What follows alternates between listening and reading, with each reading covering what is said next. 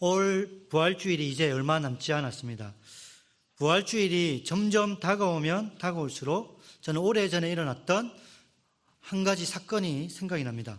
지금으로부터 약 139년 전 1885년 4월 5일 그날이 부활주일이었습니다. 그 부활주일에 인천 제물포에 증기선 한 척이 들어오게 됩니다. 미국에서 들어온 이 증기선에는 많은 사람들이 타고 있었습니다. 그 중에 우리가 잘 알고 있는 선교사 2명이 타고 있었습니다. 미국 북장로교에서 파송한 언더우드 선교사와 미국 감리교에서 파송한 아펜젤러 선교사였습니다. 특별히 이 아펜젤러 선교사는 제물포에 도착하자 이런 기도를 하나님께 드립니다. 우리는 부활절 아침에 이곳에 왔습니다.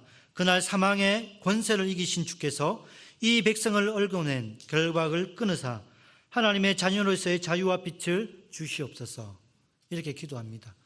하나님을 믿지 않은 조선, 하나님을 알지 못하는 이 조선 사람들이 그 죄와 그 사단의 결박에서 끊고 하나님을 예배하기 원하는 선교사의 마음이 담겨져 있습니다. 하지만 이 아펜젤러 선교사님은 1902년 6월 11일 날 전라도 지역에 있었던 선교사 모임을 가기 위해 배를 타고 바다를 떠났습니다. 풍랑을 만나 배가 침몰하게 되는데 홀로 수영을 하며 그 무트로 빠져나옵니다. 하지만 그 배 근처에서 허우적거리는 한 소년을 발견하고 그 소년을 구하기 위해 그 배 쪽으로 가게 됩니다. 그리고 안타깝게도 그 소녀와 함께 익사를 했습니다. 아직도 그 소녀와 선교사님의 그 관련된 것들을 찾지 못하고 있다고 합니다. 너무 안타깝지만 젊은 나이에 그리고 사역을 길게 하지 못하는 그 짧은 사역 가운데에 너무나 아쉬운 게 많이 있었습니다. 하지만 하나님께서는 이 젊은 선교사의 죽음을 헛되이 여기지 아니하시고 지금도 선교사님이 사역했던 그 사역의 열매들을 서울에 많이 열매를 맺게 하셨습니다. 그리고 언더우드 선교사님은 우리나라에 와서 복음을 전하는데 당시 우리나라는 복음을 전하는 것이 불법이었습니다. 잡혀갑니다.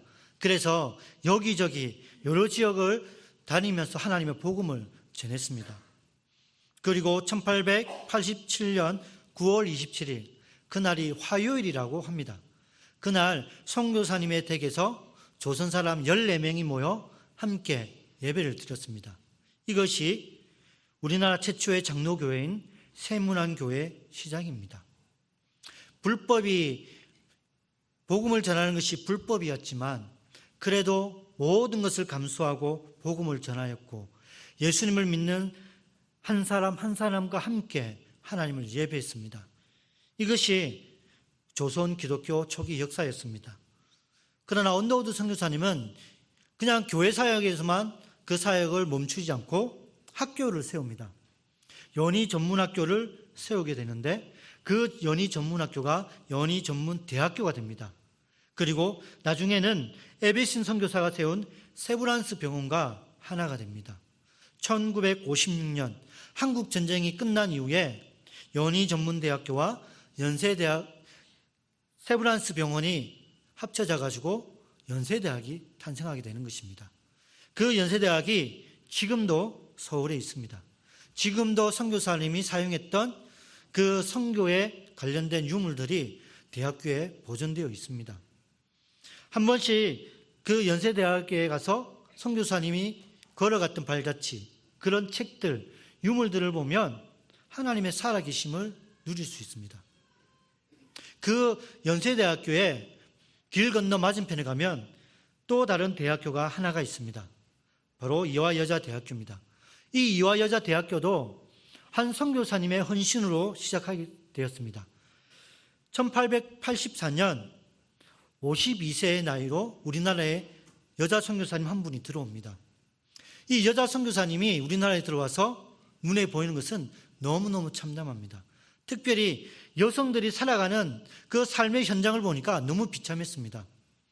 여자라는 이유로 글을 배울 수 있는 기회가 없었고 이런저런 이유로 배움에 소외를 당했던 그 수많은 여성들을 너무너무 안타깝게 여겼습니다. 그래서 여성들을 위한 배움터를 만들었습니다. 그 학당을 만들어서 한 명씩 교육을 시키는데 제일 처음에 들어왔던 사람들을 보면 버려진 아이들, 양반집 첩들이었다고 합니다. 쉽게 말하면 일반 세상에서 배움의 기회를 갖지 못하는 그런 사람들이 배움의 기회를 가질 수 있도록 기회가 마련됐던 것입니다. 이런 이야기가 점점 조선시대에 퍼져나가기 시작했습니다. 급기야 궁궐안까지 이러한 이야기가 전파되었습니다. 그래서 1887년 우리가 잘 알고 있는 명성황후가 이 스크랜턴 부인이 세웠던 학당의 이름을 지어줍니다. 그 학당의 이름이 이화학당입니다. 이 이화학당이 오늘날 이화여자대학교가 되었고 이화여자고등학교가 되었습니다. 우리나라 기독교 역사에는 아주 조금 언급되고 있는데 조선시대 그 당시에 여성을 전문으로 하는 병원이 이 스크랜턴 부인을 통해 세워졌다고 합니다. 그렇게 오래 가지는 않았지만 이 스크랜턴 부인은 우리나라에 복음을 전하기 위해 왔을 때 너무 비참한 여성들을 바라보면서 마치 예수님의 마음을 품고 학당을 만들고 병원을 설립했던 그런 선교사였습니다. 그런데 이런 역사들을 그냥 우리가 역사 시간에 배우면 한 줄기 그냥 지식, 사건에 불과합니다. 그러나 하나님의 관점에서 이러한 사건들을 보면 하나님의 살아계심을 경험할 수 있습니다. 선교사님이 오래전에 하나님의 부르심을 받아 생을 마감했습니다. 그러나 그 사역이 올스톱된 게 아닙니다.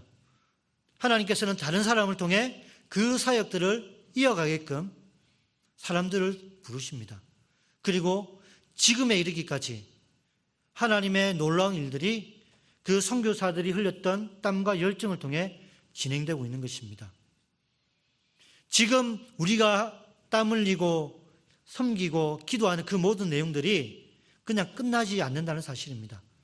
여러분이 수고로 이 교회를 섬기고 기도하는 그 모든 것들이 먼 훗날 하나님께서 열매로 우리에게 보상해 주십니다. 그날이 언젠지는 모르지만 우리는 그날을 위해 오늘도 열심히 예배를 드리고 열심히 섬겨야 합니다. 저는 오늘 우리에게 주신 말씀을 통해 아브라함의 일생에 비춰진 하나님의 은혜, 그리고 그 은혜의 의미를 함께 나눠보겠습니다. 오늘 본문의 내용을 잠시 살펴보면 아브라함은 하나님의 부르심을 받게 됩니다. 본문 1절 말씀을 보면 여호와께서 아브라함에게 이르시되 너는 너의 고향과 친척과 아버지의 집을 떠나 내가 내게 보여줄 땅으로 가라. 우리가 너무나 잘 알고 있는 말씀입니다. 왜냐하면 지난주에도 이 말씀을 가지고 우리 목사님이 설교를 하셨기 때문입니다. 주일학교 6년만 다니면 이 구절이 자동적으로 암송되어질 정도로 설교를 많이 하는 내용입니다. 그런데 당시 아브라함이 하나님께 부르심을 받았을 때는 아브라함이 평탄의 길을 걸어갔던 건 아니었습니다. 오늘 우리가 읽었던 창세기 12장 그 앞의 내용을 보면 아브라함이 어떤 상황이 있었든지 잠시 엿볼 수가 있습니다. 아브라함은 노아의 자녀 셈과 함과 야벳, 그 중에서 셈의 후손이었습니다. 당시 셈의 후손들은 이스라엘과 유대 땅을 기준으로 했을 때 동편에서 거주했다고 합니다. 쉽게 말하면 갈대아 우루 그 지역에서 셈의 후손들이 살았던 것입니다. 자연스럽게 그 셈의 후손 중에 데라는 사람이 탄생했고 그 데라는 갈대아 우루에서 열심히 살았습니다. 그리고 결혼을 해서 아들을 낳았는데 그 아들의 이름이 바로 아브라함입니다. 아브라함의 고향은 갈대아 우루였습니다. 그 선조들이 살았던 그 고향. 데라는 무슨 이유인지 알지는 모르지만 온 가족을 데리고 가나안 땅으로 가려고 짐을 쌌습니다. 그리고 가나안 땅으로 가는 여정 가운데 하란이라는 동네에 도착하게 됩니다. 성경을 보니까 이런 내용이 있습니다. 데라가 그 가족들과 함께 하란에 거류했다고 되어 있습니다. 거류했다는 단어는 자신이 가야 할 장소, 목적지는 있지만 그냥 그 자리에 정착하여 살아가는 것입니다. 목적지를 향해 가야 되지만 그냥 도중하차한다는 것입니다. 하란에서 그냥 도중하차하는 식으로 살아가고 있는 데라와 그 가족들. 근데 문제가 생겼습니다. 데라가 하란에서 죽는 것입니다. 하루아침에 아브라함이 집안의 가장이 되고 지도자가 됩니다. 어떤 곳도 그리고 아무도 도와줄 수 없는 낯선 고향, 낯선 지역에서 아브라함은 모든 것을 책임져야만 했습니다. 그런 가운데 하나님은 아브라함을 부르셨습니다. 아브라함이 가야 할 그곳으로 하나님은 인도하겠다고 하셨습니다. 오늘 본문의 상황을 보면 하나님이 아브라함을 부르시고 아브라함과의 언약을 맺으시면서 아브라함의 인생이 달라집니다.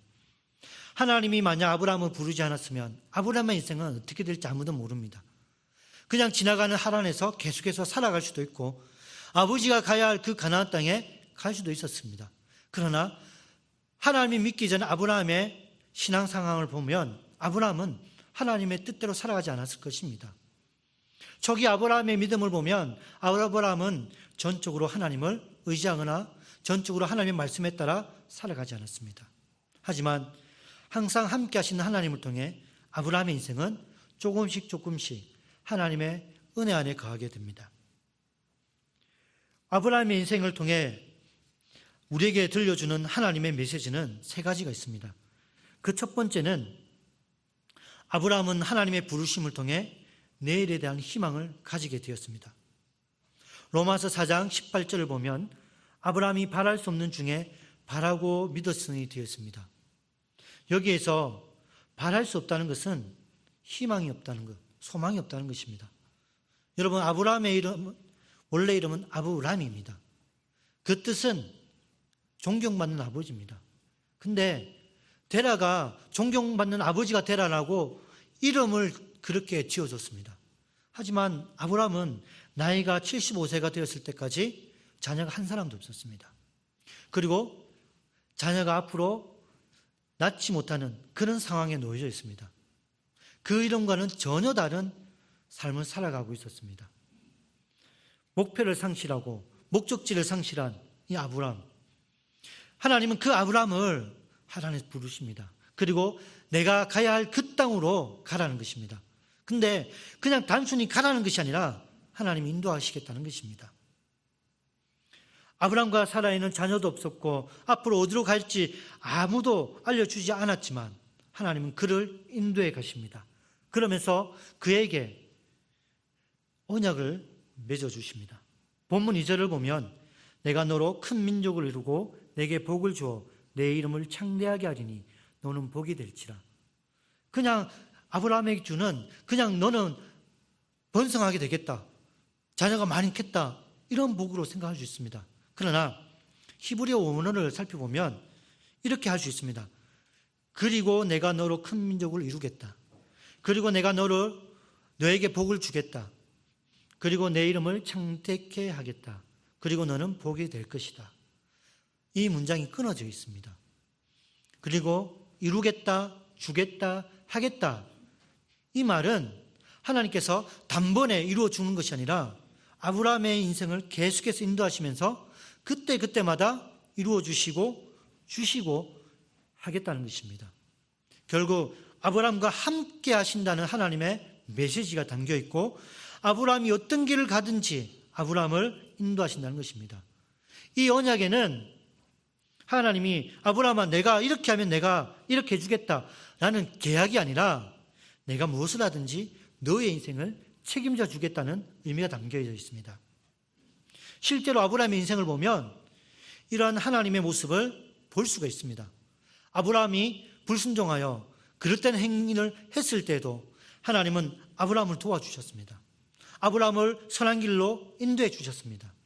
아브라함이 위기 가운데 있을 때에도 하나님은 아브라함을 고아처럼 내버려 두지 않으셨습니다. 항상 함께 하시고 항상 아브라함과 동행하여 아브라함이 복된 길을 걸어갈 수 있도록 인도해 주신 것이 하나님이셨습니다. 쉽게 말하면 하나님이 아브라함에게 하신 언약이 아브라함의 인생을 인도하신 것이나 다름이 없었습니다. 결국 아브라함은 하나님의 부르심을 통해 그 인생이 희망의 인생이 되었고 소망의 인생이 되었습니다. 아무런 낙이 없고 소망이 없었던 그 한 사람이 하나님의 은혜를 통하여 완전히 달라지는 인생을 경험하게 된 것입니다. 자녀가 한 사람도 없었고 낳을 수 없는 상황이었지만 하나님은 아브라함을 열국의 아비로 삼으셨고 실제로 그렇게 만들어 주셨습니다. 마태복음 1장을 보면 예수님의 계보가 나옵니다. 그 계보의 첫머리에 이렇게 나옵니다.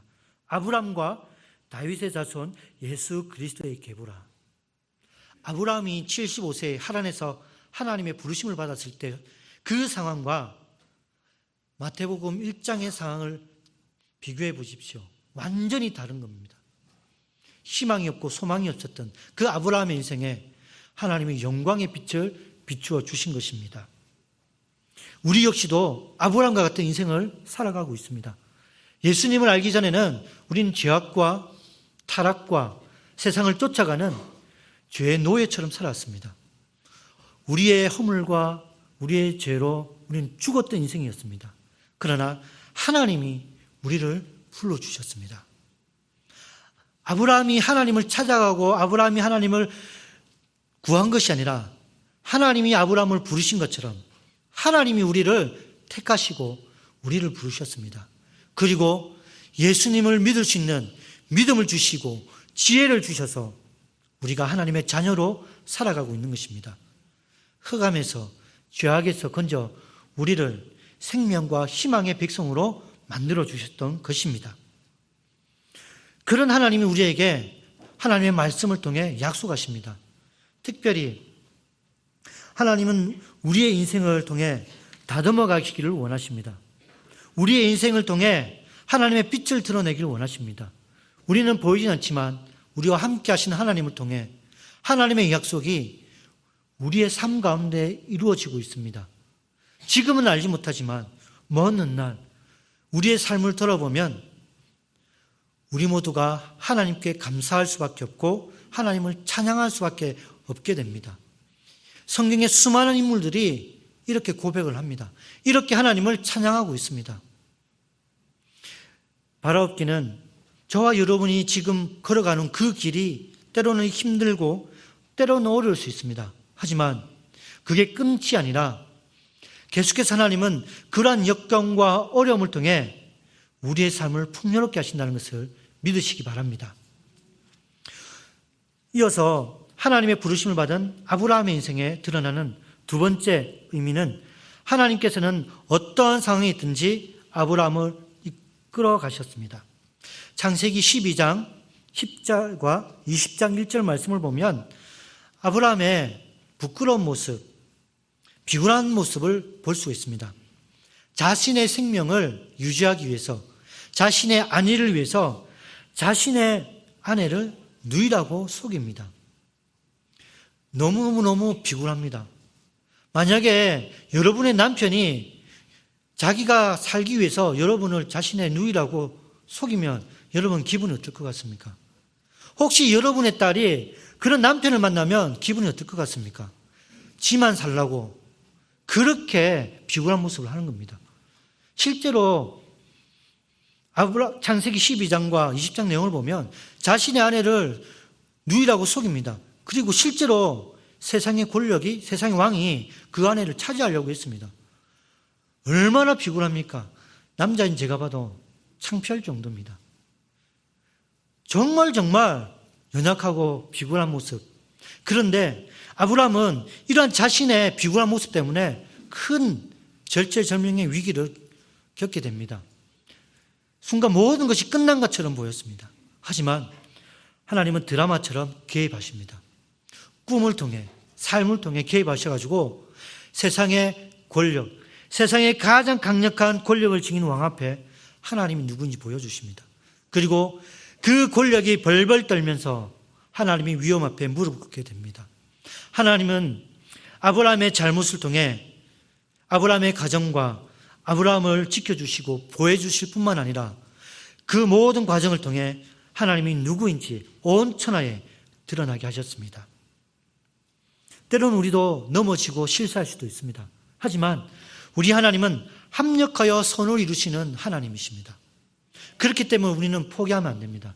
아브라함이 여기서 포기하고 도망가 버렸다면 어떻게 됐겠습니까? 창세기 12장 그리고 20장 이후의 내용이 달라질 수가 있습니다. 그러나 하나님께서는 포기하기 전에 아브라함을 보호해 주셨습니다. 우리의 삶도 그렇다는 것입니다. 여러분 시편 121편 말씀을 보면 하나님이 우리에게 약속을 주시는데 그 약속은 이와 같습니다. 천지를 지으신 하나님, 그 하나님께서 우리를 도와주시는데 졸지도 아니하시고 주무시지도 아니하신다는 것입니다. 하나님은 우리를 도와주시는데 항상 우리를 향해 주시하고 계시다는 것입니다. 여러분 육신의 부모는 자녀가 아프면 가슴을 너무너무 아파하고 답답해합니다. 그런데 자녀를 지키다가 졸 수도 있고 잠을 잡니다. 그런데 우리 하나님은 그렇지 않다는 것입니다. 항상 우리를 지켜주시고 두 눈동자를 우리를 향해 주시하고 있는 그 하나님이 지금 우리와 함께 하십니다. 그 하나님이 우리가 가는 곳마다 함께 해주시고 가는 곳마다 우리를 도와주신다고 약속하셨습니다. 그래서 우리는 힘들고 지쳐도 소망을 가지고 살아가는 것입니다. 그렇다 해가지고 우리가 모든 어려움에서 자유로울 수 없습니다. 세상이 우리를 박해한다 해가지고 그 박해를 피해갈 수는 없습니다. 그 박해 가운데서도 하나님은 우리의 영혼을 지켜주시고 우리의 신앙을 인도해 주십니다. 여러분 사도행전 7장을 보면 스데반 집사의 순교의 장면이 나옵니다. 어떤 분이 그런 말을 합니다. 예수님 믿으면 승승장구하고 예수님 믿으면 잘 될 것처럼 보이는데 그렇지 않는 장면이 보이니까 낭망합니다. 여러분 스데반 집사는 설교를 유창하게 했습니다. 정말 오늘날 훈련받고 교육받았던 그 목회자들보다 훨씬 더 설교를 잘하셨습니다. 그 정도로 뛰어났습니다. 그 정도로 자신의 모든 걸 가지고 하나님의 사역에 올인했습니다. 그런데 스데반 집사가 돌에 맞고 고통받습니다. 이런 장면을 보면 우리의 삶에 우리의 신앙에 힘이 쭉 빠져버릴 수 있습니다. 그러나 그 고통 가운데서도 하나님은 스데반 집사를 붙잡고 계십니다. 사도행전 7장 55절과 56절 말씀입니다. 함께 읽어보겠습니다. 스데반이 성령 충만하여 하늘을 우러러 주목하여 하나님의 영광과 이 예수께서 하나님 우편에 서신 것을 보고 말하되 보라 하늘이 열리고 인자가 하나님 우편에 서신 것을 보노라. 고통받고 있는 가운데 스데반 집사는 하나님 나라를 보고 있는 것입니다. 우리도 그렇습니다. 세상 가운데 살아가고 있지만 우리의 시선은 세상의 명예와 세상의 권력이 아니라 하나님 나라를 향해 보고 있다는 것입니다.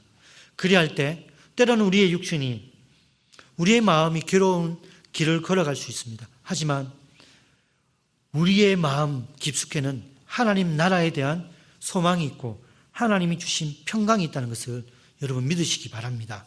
스데반 집사는 그 마지막까지 하나님의 나라를 바라보며 최선을 다해서 복음을 전했고 순교를 당했습니다. 그리고 그 순교 현장에 누가 있었냐? 사울이라는 청년이 있었습니다.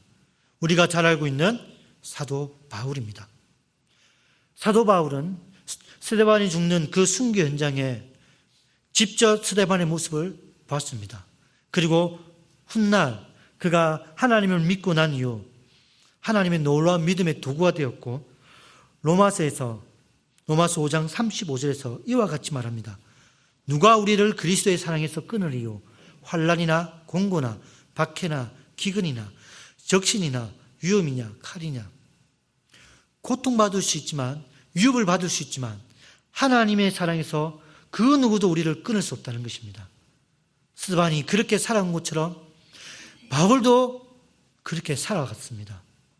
수많은 믿음의 선배들이 믿음의 선친들이 하나님의 복음 때문에 예수 그리스도 때문에 세상과 타협하지 않고 불의와 타협하지 않고 하나님 나라를 끝까지 붙들고 살아갔습니다. 심지어 죽음 앞에서까지 하나님을 의지하며 살아갔습니다. 죽음을 두려워하지 않았습니다. 핍박을 두려워하지 않았습니다. 하나님은 그들의 피와 그들의 생명을 통해 교회를 확장시켜 주시고 복음을 세상 가운데에 하나님의 영광을 드러내게 하셨습니다. 그래서 우리는 하나님을 믿으며 살아갈 때 세상이 주는 핍박과 세상이 주는 그런 달콤함 때문에 힘들어하고 괴로워하고 즐거워하는 것이 아니라 하나님의 나라를 바라보며 즐거워하고 기뻐하는 인생이 되어야 할 줄 믿습니다. 그리고 또 한 사람을 소개하겠습니다. 여러분, 우리가 잘 알고 있는 다윗입니다. 여러분, 다윗은 마치 드라마 같은, 영화 같은 인생을 살아왔습니다.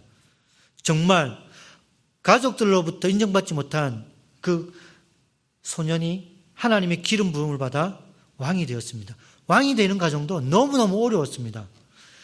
저는 왕으로 임명받을 때, 기름 부음 받을 때 몇 년 후에 왕이 될 줄 알았습니다. 근데 기름 부음을 받은 이후 오랫동안 시련을 겪게 되고 도망자 신세를 겪게 되고 여러 가지 상황을 겪게 되면서 나중에 왕이 됩니다. 그리고 다윗 역시도 연약한 모습이 있었습니다. 범죄를 하게 되고 넘어집니다. 그런 상황 가운데에 다윗은 하나님을 더욱더 의지하게 되고 더욱더 하나님을 예배하는 인생이 되었습니다. 우리가 잘 알고 있는 시편 23편 1절과 4절 말씀을 보면 우리가 잘 알고 있습니다. 여호와는 나의 목자시니 내게 부족함이 없으리로다. 이 구절만 보면 다윗이 잘 나갈 때 하나님을 고백한 것처럼 보입니다. 그러나 4절 말씀을 보면 내가 사망의 음침한 골짜기로 다닐지라도 해를 두려워하지 않을 것은 주께서 나와 함께 하심이라. 주의 지팡이와 막대기가 나를 안위하시나이다. 내용이 너무 다릅니다. 실제로 다윗이 이 시편을 지을 당시의 상황은 다윗이 너무나 힘든 시기였습니다. 자신의 아들 압살롬이 반란을 일으켜 그 아버지 다윗을 죽이려고 칼을 들고 쫓아옵니다. 다윗은 창피하지만 정말 다 버리고 도망가고 있습니다. 그런 가운데에 하나님을 찬양하고 있습니다. 찬양할 수 없는 상황이었고 고백할 수 없는 여유가 없었습니다. 그럼에도 불구하고 다윗은 하나님을 찬양하고 있습니다. 그리고 4절의 말씀처럼 사망의 음침한 골짜기에 내가 있다 하더라도 나는 두려워하지 않겠다는 것입니다. 아들의 칼이 뒤통수에 있습니다. 그럼에도 불구하고 두려워하지 않겠다는 것입니다. 하나님께 모든 것을 맡긴다는 의지가 담겨 있습니다. 이것이 다윗입니다. 오늘 이 시대에 살아가는 우리 역시도 사망의 음침한 골짜기에 있다 하더라도 두려워할 필요가 없습니다. 세상과 타협할 필요가 없습니다. 왜냐하면 하나님이 우리와 함께 하셔서 주의 지팡이와 막다기로 우리를 안위하시기 때문입니다. 안위하신다는 것은 우리에게 평강을 주시고 우리의 모든 것들을 하나님께서 지켜주시기 때문입니다. 사랑하는 성도 여러분, 그 하나님이 예수님의 입을 통해 우리에게 이런 약속을 하셨습니다. 마태복음 11장 28절에 보면 수고하고 무거운 짐진 자들아 다 내게로 오라 내가 너희를 쉬게 하리라. 우리와 언제나 함께 하신 하나님이 예수님을 통해 우리에게 수고하고 무거운 모든 짐을 예수님께로 가져오라는 것입니다. 그리하면 하나님이 함께 하셔서 그 모든 것들을 응답해 주신다는 내용입니다. 힘들고 어려운 상황이 있다 하더라도 우리가 끝까지 하나님을 의지해야 할 것, 하나님 앞에 공의롭고 정의롭고 살아갈 이유가 여기 있습니다.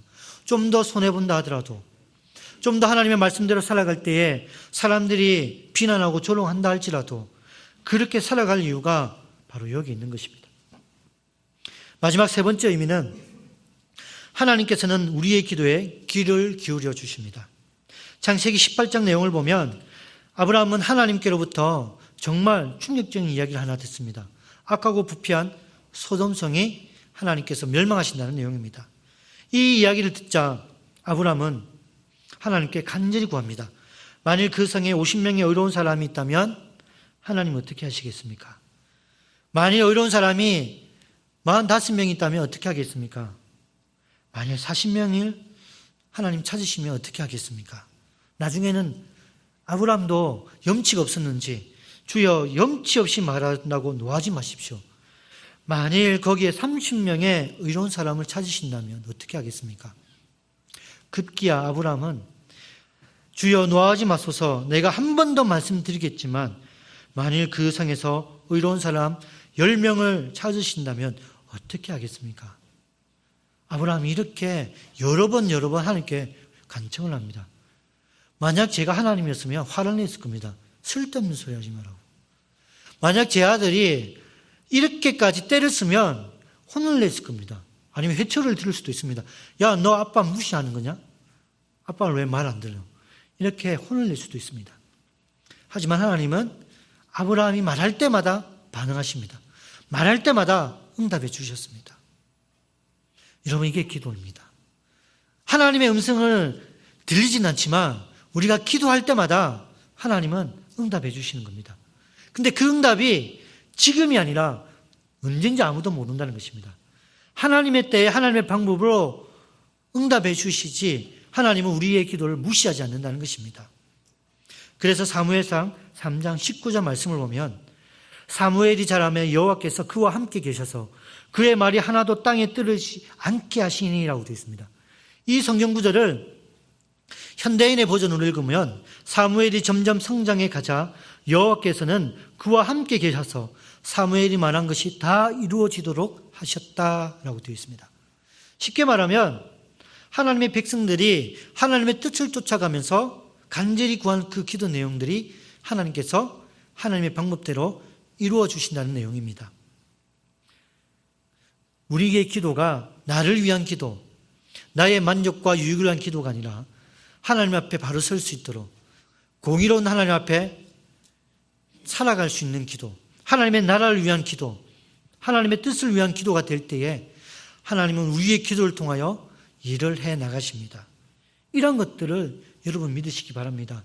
때로는 우리가 오늘 흘렸던 땀과 우리가 흘렸던 그 기도들이 우리 시대에 열매를 맺거나 응답을 받을 수 없을 수도 있습니다. 실제로 보면 그러한 일들이 비일비재했습니다.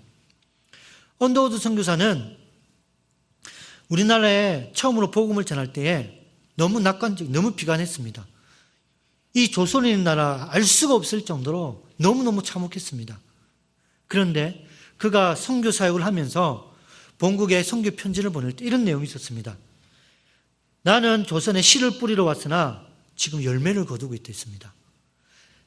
본인이 씨를 뿌리러 왔지만 누군가가 흘렸던 눈물과 그 복음의 씨앗을 자기가 열매를 거두고 있다는 것입니다. 5만 번 기도의 응답을 받았던 조지 밀러 목사님, 이분이 기도를 엄청 많이 했습니다. 기도 응답을 너무너무 많이 받았다고 합니다.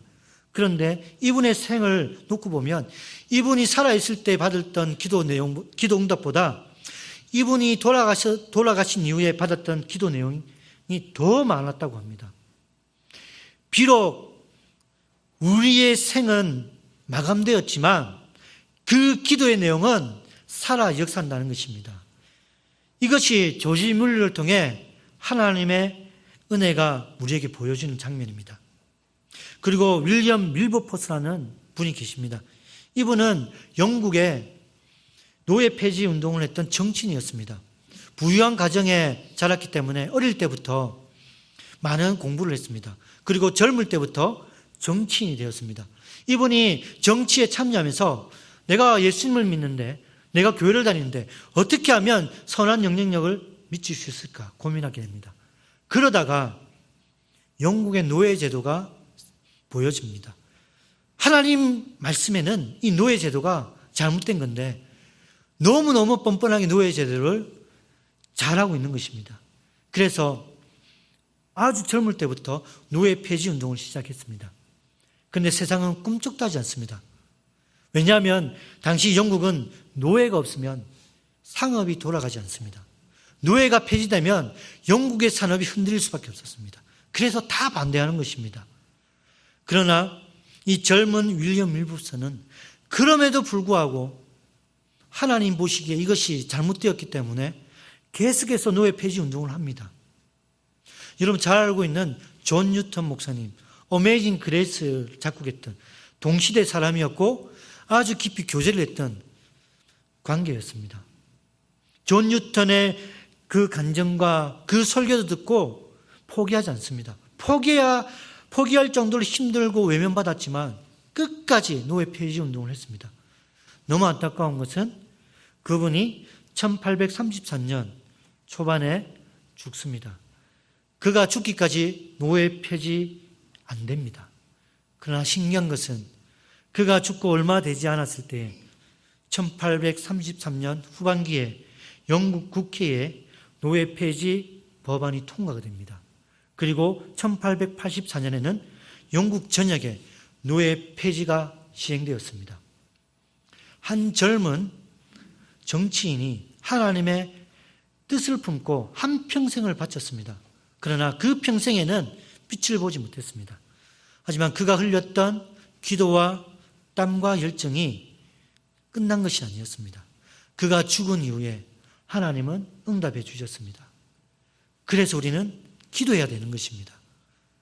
우리의 기도를 들어주신 하나님, 언젠가 하나님 뜻 가운데 이루어 주실 그 하나님을 바라보며 우리는 기도해야 됩니다. 뿐만 아니라 그 하나님 앞에 부끄럽지 않은 인생을 살아가기 위해 오늘도 열심히 살아가야 됩니다.